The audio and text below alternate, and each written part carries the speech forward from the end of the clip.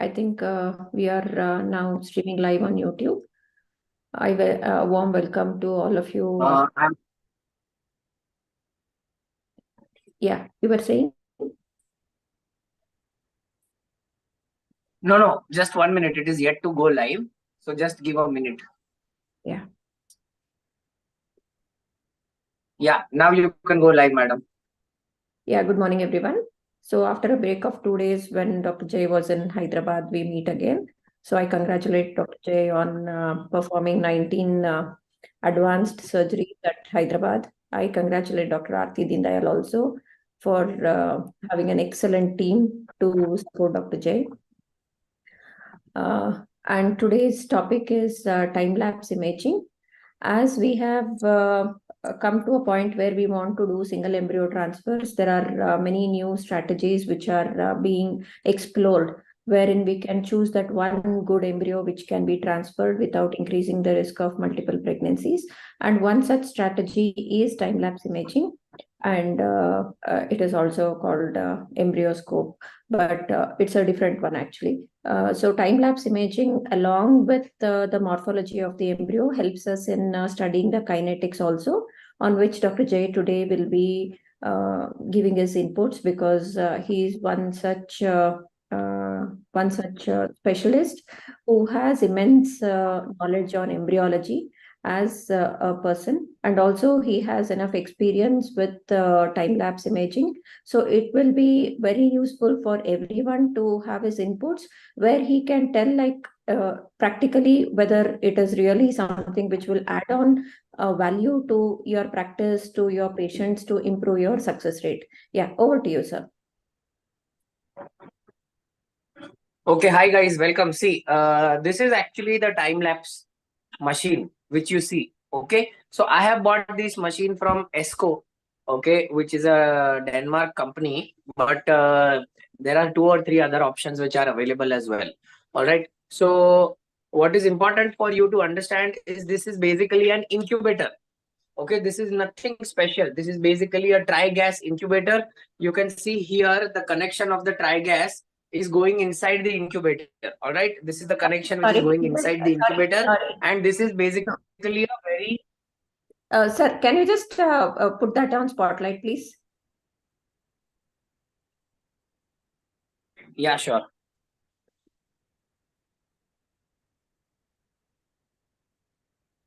Yeah, now better? No. You have to change my thing to the ESCO, to your yeah. Great. Please go No, ahead. it has got spotlighted. See this, Yes, right? yes. So this is so this is something which is important for everybody to understand. Okay, that this is basically just an incubator. Okay, if I open the lid, okay, of these, if I open the lids here, all right, see this. If I open the lid, okay, you will see that there is a channel which is present inside this. Okay, like if you can see this channel here, okay, this channel here, this is where the plate is kept. Okay, and once you have the plate which is kept here, okay, from this plate you are going to be able to have these cameras which are going to record images. So just to show you a live plate, okay, I'll just show one of the live plates here. Can you see? With the name of the patient, a live plate post TISA, okay, has been done. Okay, so this is the plate. So if you go onto the screen for this particular patient, all right, see, you have this particular patient's embryos post TISA which are being shot, okay, on time lapse. But what is important for people to understand here is this. See, 2 or 3 things happen. One, you never have to lift off the lid. So there is no gas dilution which is going to happen in a time lapse incubator. Second, you should be able to develop your own annotations. Okay, multiple annotations are available, and now it has been proven without any doubt, okay, that time lapse is not going to add to your success rates. It is not something which is going to make your success rate go from 50 to 90. Okay, any which ways in India, everybody has a 90% success rate. So what time lapse will add? Time lapse is going to give you this. See this? Can you see this time lapse with all the embryos simultaneously? Okay, you are able to see the division, you are able to see the cleavage which is going to occur in the embryo. So you will be able to identify which embryo has cleaved at what time. Simultaneously, you will be able to track the entire journey of this particular embryo. You know how this embryo has grown. When you track the journey of this particular embryo, you will be able to tell, or you will be able to rough guess one important thing about this. And that rough guessing of one important thing is this embryo going to have any potential of becoming a blastocyst embryo? Okay. And if it does become a blastocyst embryo, does this embryo have the potential to become a nice expanded? Can you see that contraction of the blastocyst which we just visualized there? Okay. That contraction of the blastocyst is something which is important, which when you see the contractions of the blastocyst, कोई भी एक को बड़ा करके play करो. Yeah, this is pause. See this.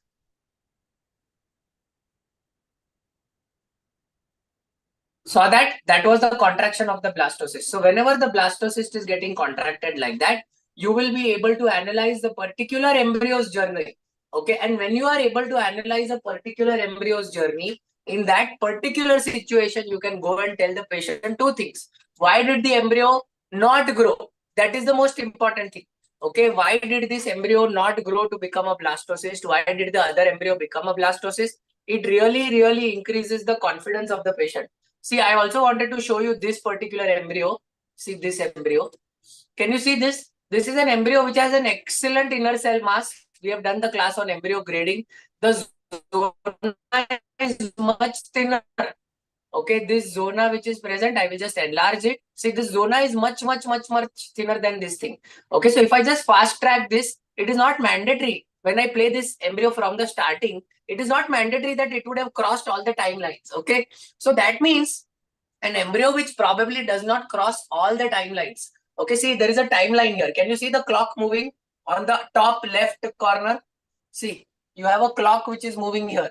So when you see this clock, you are able to judge how the embryo is growing, how this embryo is supposed to grow, what is going to happen inside this embryo. Okay, multiple things you will be able to see. Okay, see, it is becoming a morula at approximately 85 hours. Okay, that is a good thing. Huh? It is getting an early cavity at approximately 96 hours. Extremely good thing. It is getting a beautiful inner cell mass at 108 hours. Textbook. Okay, so that means when this type of an embryo is submitted for a biopsy, all right, this is now important for everybody to learn and understand that when you submit these type of embryos for a biopsy, in that particular situation, okay, when you are trying to take a biopsy of these particular embryos, the possibility that this embryo is going to be a euploid embryo is going to be very high. Okay, apart from this, when you try to think of time lapse, there are 2 or 3 other things which you should consider. This machine is an expensive machine. This machine is going to cost you approximately 1.2 crore rupees. The other thing which is expensive is the recurring cost. That means the plate cost. Every culture coin which you have, where you can culture simultaneously 14 embryos, 1/4, is going to cost you approximately 1600 rupees. That is more than the average cost of a single center well plate. A single center well plate is going to be approximately 100 rupees. So this is around 16 times more expensive. Okay, but we are stuck embryos. Okay, so do we have a video?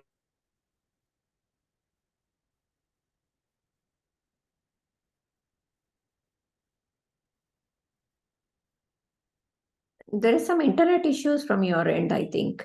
Can you please check?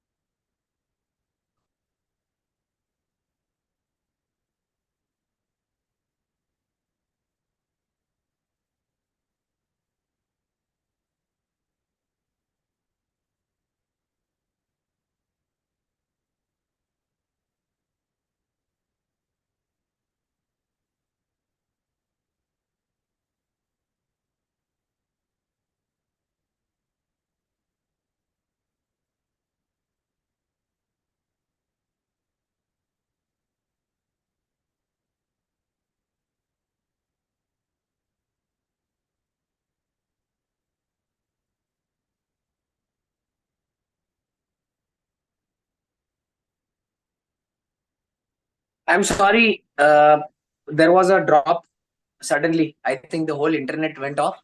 So, but what I wanted to communicate with everybody is that in this type of a situation, okay, apart from the things which I mentioned before the internet dropped off, okay, just remember one thing. This is going to help you in identification and giving you an idea of patients where embryos will not grow. Okay, so I'm showing you something like that where the embryos has not grown only.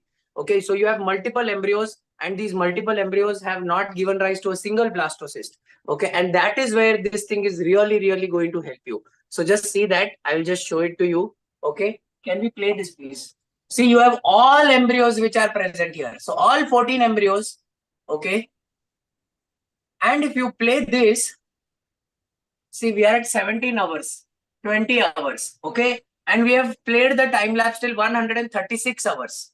Okay. So if you see the time lapse which is played till 136 hours, you will realize in this that, see, despite the embryos being annotated correctly by us, okay, there is no growth of the embryo. Unfortunately, the embryos never grew. And when the embryos don't grow, when the embryos are getting stuck, all the embryos have got unfertilized, all the embryos have unable to grow till blastocyst. After, let's say, 14, 15 embryos, you have just one embryo which is growing till blastocyst. Or in this case, there is just one embryo here. Can you see this? Embryo number 2. Okay, out of so many embryos, embryo number 2 is the only person who has formed a slightly poor quality, multiple contractions, and there is embryo number 4 which has formed another blastocyst. Can you see that? That's it. So what has happened is we have our own scoring system here, which I now wanted to show you, which indicates symmetry, fragmentation, events, multinucleation, PN score, all these things. Now, why I'm not getting into the depth of all these things is because many of the times people will tell you, or you will believe that these are things which your biologist or embryologist should do, and you should not be doing it. Okay, but I think I do it on my own. I also want to tell you before I conclude that these days there are artificial intelligence based systems which are available, which you can incorporate with the software of the time lapse. Okay, which will help you predict a euploid embryo. Remember, nobody will tell you that if it is a euploid embryo, whatever endometrium it is, you will get a 75% success rate. There is nothing like that. It will help you predict a euploid embryo. Just keep that much in mind. There is nothing else to know beyond that in a time lapse. I recommend people to invest in a time lapse only if they are consistently crossing 75 egg pickups in a month, not before that. Till that time, it is not going to be a very cost-effective alternative for all of you. So you must not do it till you cross that many number of numbers. This was a very different and a small class on time-lapse because there is nothing much to say. Apart from this, the other details of multinucleation, 2PN, fragmentation and all are very beyond the scope of a normal clinician. So we will not be discussing that. I will answer probably 1 to 2 questions which Shilpa madam has. Yeah. So, do you choose these the embryoscope for all patients or only failed cases? Or So I choose embryoscope only for, see, majority of my patients are 99% patients are self-cycle patients. Okay. So we choose the embryoscope for patients who have had at least 1 to 2 IVF cycles failed, for patients who are developing embryos post azoospermia, that is post micro-TISA or TEFNA, and for other patients who have done previous IVF cycles where no embryos are formed. Okay. Okay. And do you charge extra for usage? We don't charge extra. No. We don't charge extra for all this. So do you think having an embryoscope, if you have, say, like between 30 to 40 cycles, does it serve as a good marketing tool to improve your work? No. Not at all. So in your experience, because I know you are an excellent embryologist yourself, so having this embryoscope for probably like you have it for 4 years now. Yeah. So in this, I mean, do you think it adds objectivity to your thing because you're a busy endoscopist? It only helps the patients. Okay, it helps the patients in the confidence, madam. Apart from giving confidence to the patient that the clinic is a very nice clinic, it doesn't help in any other manner. So does it reduce the burden of an embryologist in any way? No, not at all. The time to screen the plate is 1 minute, madam. So if the embryologist is so much lazy, then it is not acceptable. So what is the most important kinetic parameter? See, here we are talking about the time and the speed of the embryo division and all that. So what is that one important kinetic parameter? Symmetry. Symmetry at a particular time. How much symmetry, how many cell embryo is formed at how many hours, right? That is called a symmetrical embryo, and that is something which is a marker of euploidy. It is not a marker of implantation. It is a marker of euploidy of the embryo. Okay. So in this machine, you can screen 6 patients at a time, right? And yeah, we can screen 6 patients at a time. And how many embryos per dish can be cultured? 14. So with this, do you predict blastocyst formation on day 3? I mean, do you do that exercise to predict whether this will go into the machine will predict it for you. Okay. So the machine will tell you that these embryos have gone till these many number of annotations so correctly. So the possibility that it will form a blastocyst is it's a possibility. I can show you embryos where the machine has said it will not form and they have formed excellent blastocyst embryos. I can show you possibility where there is extreme fragmentation in the embryo and you will otherwise say discard kar do. Okay, and it has given rise to an excellent embryo. Okay, excellent embryo. I can show you one or two videos where somebody has done laser assisted hatching on the embryo and that embryo is crumpled. That embryo is crumpled just 2 minutes prior to taking it out from the plate. So otherwise you will feel that it is a dead embryo when you look at it because it is a crumpled embryo. Understanding? But the time lapse have shown that no, it has just undergone contraction. So maybe it will expand. People have become pregnant also in that. Okay. So all these things are very, very, very common. We like to do this. It is not an indication. So I again repeat the word. I like to do it. It's like how I like to have tattoos. Same thing. I like to do this for these international patients who are undergoing fresh transfers. Okay. So when they see their blastocyst embryo inside the laboratory or when we give them a video of that, believe me, it adds a lot of confidence to them that the doctor had told us that there are 10 oocytes, right? And he said that only 2 have formed a good blastocyst. Tomorrow morning, if this fails, so it is very easy to say, it fails, simple. Jay doesn't do anything. He is busy operating in Hyderabad. Who will look after your cases? Idiot, right? So then when this patient goes and gives the pen drive of the time lapse, then there is a Bolti Bandh syndrome. It is called BBS. What typically happens is then they can't say anything because they don't have time lapse. Understanding? So how will they predict all these things? But yes, as I said, for practical purposes, it will help you in patient confidence. That is something which is superb with this. It doesn't really enhance your success rate in any manner.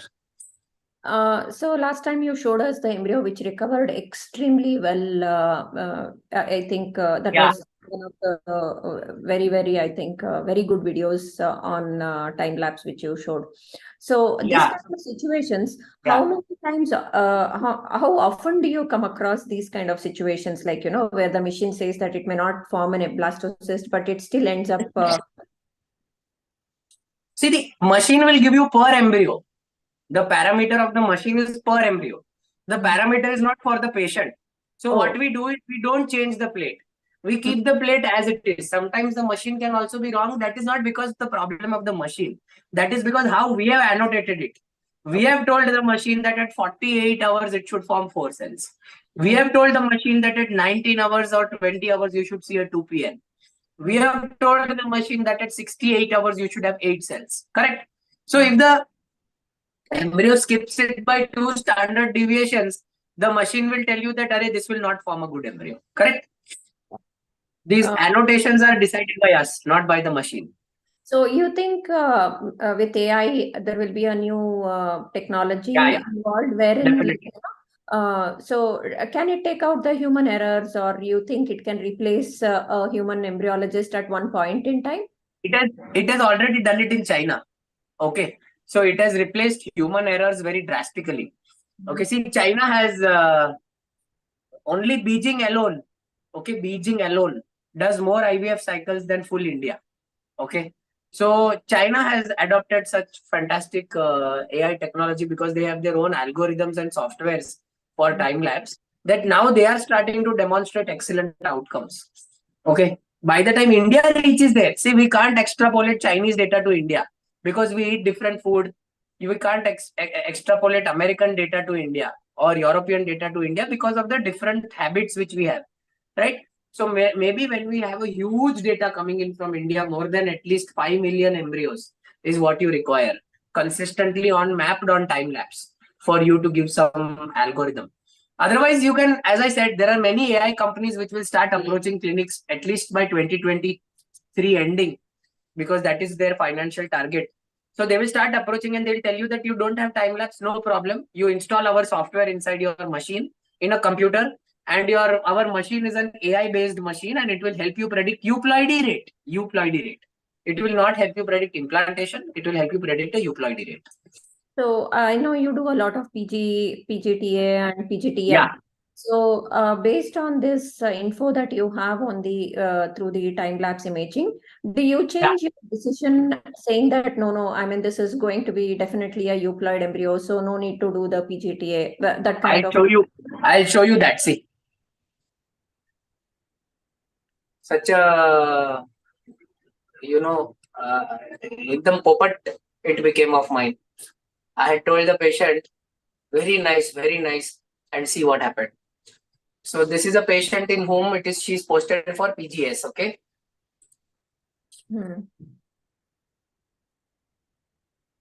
Obviously, everything is self-cycle, so you can note here, it is a self-cycle PGS embryo, okay? And see, very nice, okay? Such beautiful annotations at all time intervals. The embryo is growing like a absolute charm. We felt so happy only when looking at this embryo. Okay, we were happy, she was happy, because we give access to these patients on cloud to the embryoscope, so they don't irritate us, no? So we give access. Le bhai, tu bhi dekh. And they will show 25 other doctors also who will not understand anything. They will only behave as if they have invented it, and then they will come back and say, "Arey nahi, abhi wo Jai ko hi pucho kya hai," you know. So now it is, see, 127 hours, already 135 hours. Okay, what has happened to this is, till that time, okay, we were doing the biopsy, and see the joke. Every embryo reached an excellent thing till morula. Okay, but beyond the morula, no, madam, it all stopped. It all just stopped. So what happened is, what we thought was excellent. See, I'm going to the 109-hour diagram of this. Okay, 109th hour, it is all looking very nice. And array, excellent. And see, one blastocyst has already formed. This biopsy also, which we took, no, madam, of this embryo, had turned out to be an aneuploid embryo. Okay, so even that turned out to be aneuploid despite managing and matching all the windows. Okay, so such type of things are very, very common in embryology. Okay, and we should just learn to live by it. Okay, so we don't really go into that detail. Okay, but what was your reason to invest on an embryoscope when you already were such a good embryologist and you have such marketing. My reason was marketing, because I was already doing around 80-90 cycles by the time I had bought the embryoscope, and everybody in the city was unfortunately trying to pin me down, stating that he doesn't do anything, or his laboratory is very poor, he no results and all these things. So then I thought, okay, chalo, let's buy and start showing embryos to everyone on planet Earth. So we did that. Okay, and do you think retrospectively it was a good decision to add value to your say setup? Patient satisfaction, yes, but apart from patient satisfaction, nothing. Oh, it doesn't get you more patients in terms of like the clientele from say foreign countries and all that? No, madam, no. Okay, so I mean, in your experience in this past 4 years, you think it is so for people who want to buy it or invest on it. So you think, I mean, as you said, one is the number. So your number should be above 75. Second is the kind of clientele that they cater to. I mean, the kind of patients that you are getting, wherein either they are failed or they are kind of like, wanting self-cycles. See, there are so many IVF clinics who do exclusive embryo adoption program. There are so many IVF clinics who do exclusive egg donation program. Correct? There are IVF clinics doing 10-15 cycles, but they are only doing egg adoption or embryo adoption or whatever. It is no value for them. All this has got no value for them. Yeah, if you are a self-cycle clinic doing a hell lot of self-cycle cases, then probably yes, But otherwise, it has got no value. Okay, yeah.